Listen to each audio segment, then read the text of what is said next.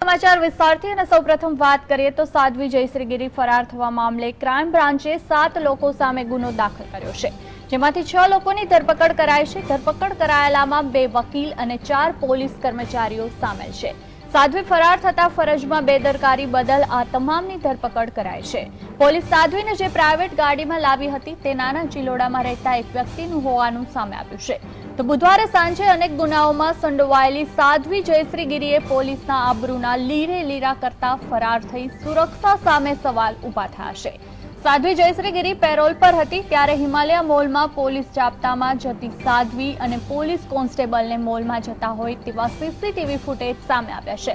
Parole પર રહેલી સાધ્વી માટે 2 મહિલા પોલીસ કોન્સ્ટેબલ હતા। પોલીસ જાપ્તા હેઠળના પેરોલમાં જયશ્રીગીરી ઝાયડસ હોસ્પિટલમાં સારવાર અર્થે જવાની હતી।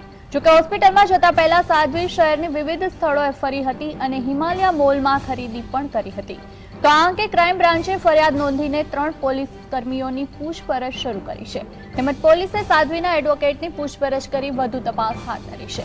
તો બીજી તરફ ઝાયડસ હોસ્પિટલના સંચાલકો સાધ્વી હોસ્પિટલ સુધી પહોંચી નથી તેમ જણાવી રહ્યા છે, જ્યારે પોલીસનું માનવું છે કે સાધ્વી ઝાયડસ હોસ્પિટલમાંથી જ ફરાર થઈ છે।